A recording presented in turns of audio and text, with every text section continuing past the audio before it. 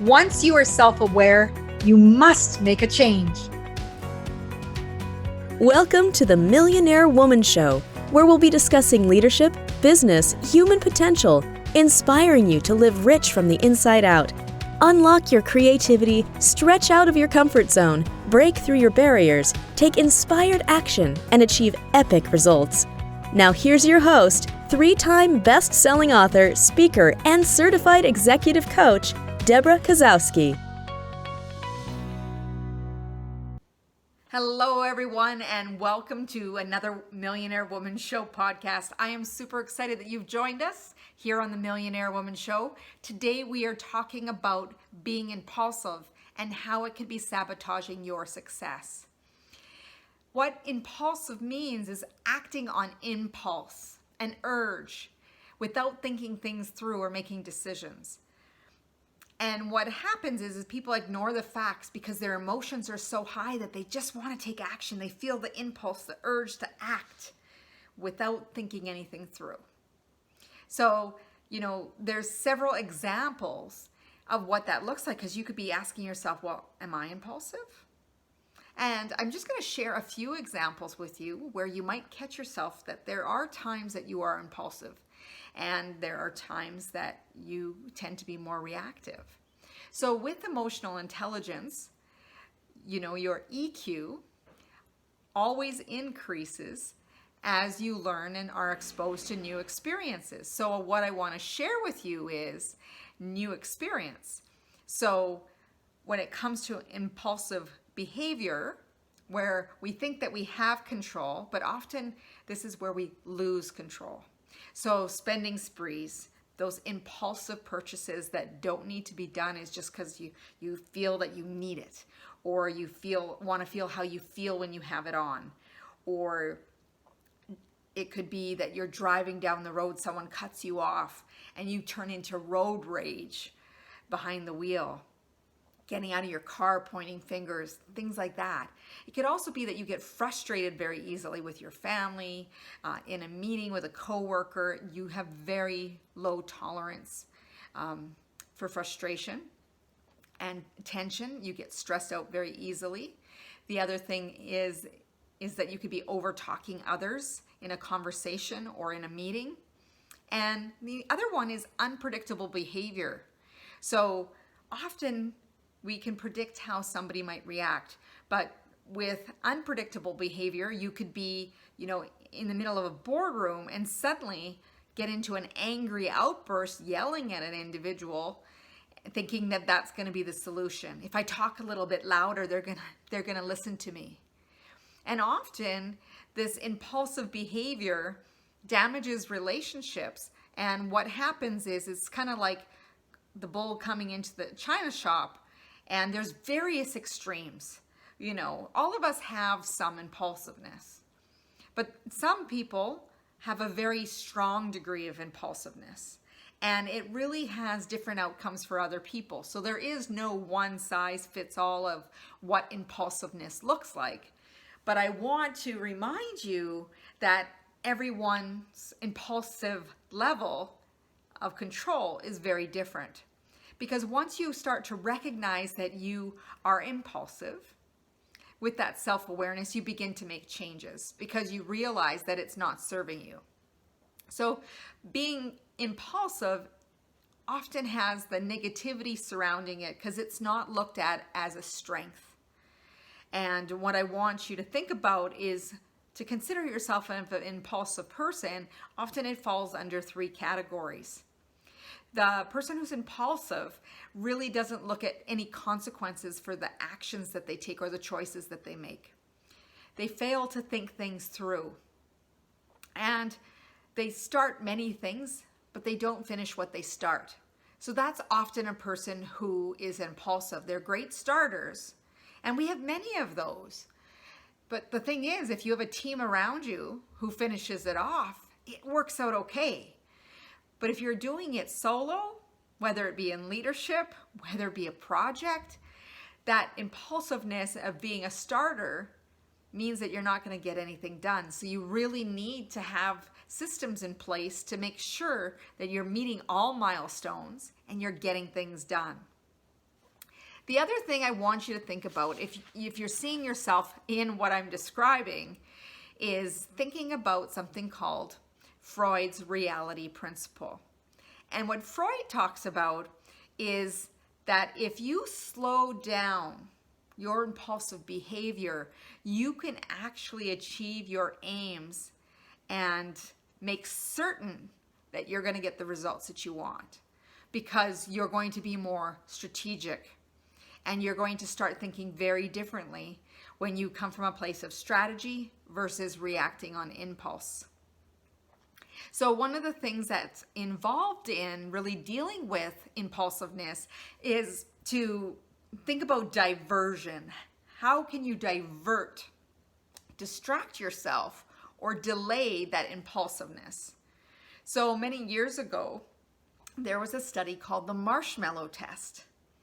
And they had put marshmallows in front of preschoolers on a plate in front of them and said, I will come back. And if you leave this marshmallow and don't eat it, I will give you a second marshmallow. So they left this marshmallow on the plate in front of a preschool. So tempting. It's hard enough to just look at a marshmallow and not want to take a bite, right? So they put this plate. The researchers leave the room. There was kids licking the marshmallow. Some started picking it apart. Some just would, tap their fingers on the table because they wanted to get that second marshmallow. So eventually the researcher comes back. Some kids have just, shoved that marshmallow. They got guilty cheeks and their face is blowing up like, chipmunk saving winter's food.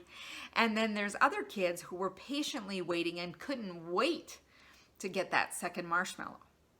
What the researchers learn is, because they followed them 30 years later, to find out those who were able to delay that gratification actually lead more successful lives. So when you're thinking about those temptations, those urges that you want to go after that impulse, that if you delay and think more strategically, the rewards can be tenfold, if not more.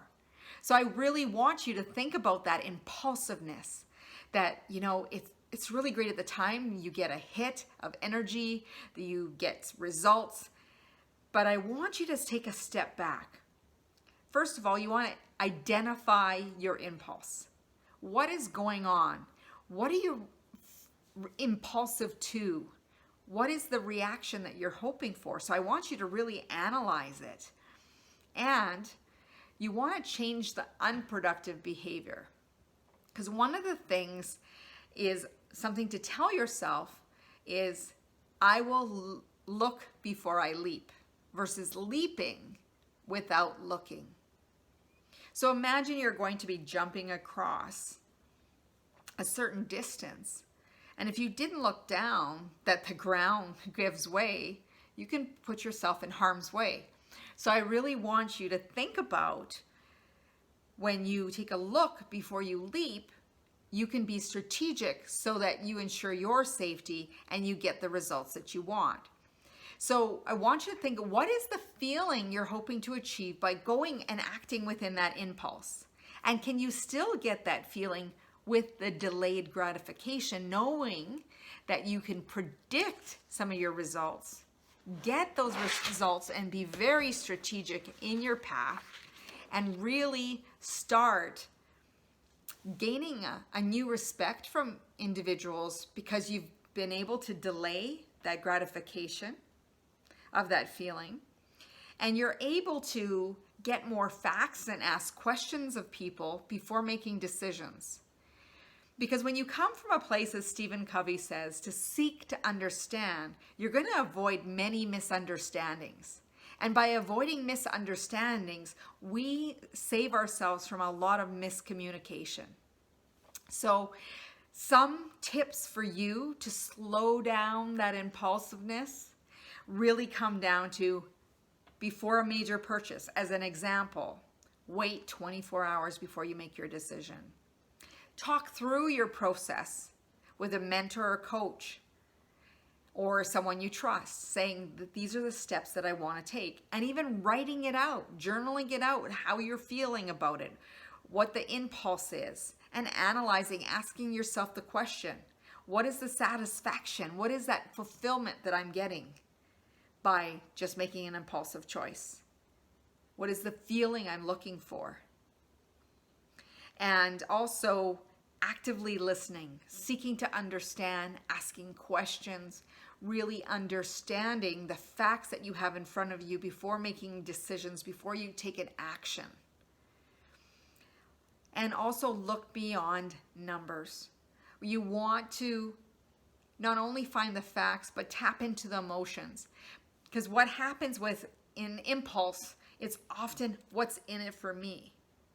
And when we look at the whole picture and really do an emotion check, do that self-awareness, being able to regulate our emotions, really big piece of being successful in leadership, business, and just living daily lives, is that when we can do that self-check and control that emotion, that we can be able to separate facts from emotion to really think clearly, but then also do that gut check and say, you know what?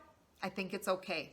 So by slowing down your reaction to an event, a person, what someone said, you'll have less regrets, you'll have better communication, you'll have better information to make decisions, and you're not going to be reactive to a situation.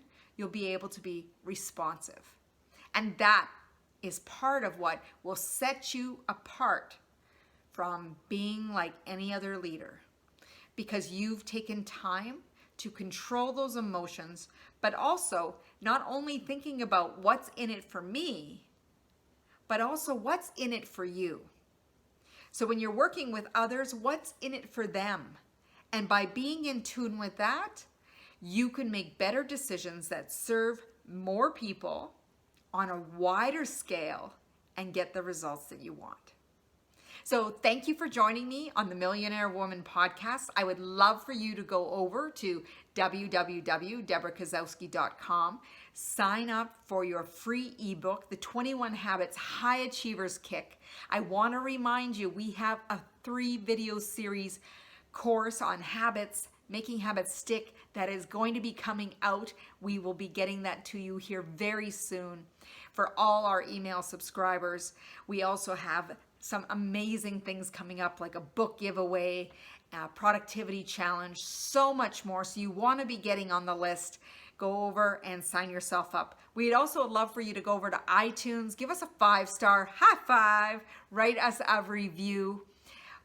Because when you write a review, it lets people know about the show. Share it with your friends, your community, your colleagues, so we can have more people living rich from the inside out and really changing lives. So thank you again for joining me. As Mahatma Gandhi said, be the change you wish to see in the world. And my wish for you, as always, is go out and make today great.